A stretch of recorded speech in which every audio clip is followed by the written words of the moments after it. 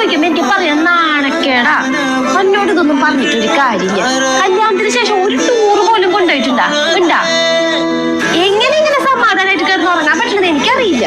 അതിനെ ഇച്ചിരി നാണം വേണം, ഇച്ചിരി ഉഴുപ്പ് വേണം. ഒന്നും ഇല്ലാത്തൊരു സാധനത്തിന് എങ്ങനെയാണ് അവൻ എനിക്ക് കിട്ടിയത്?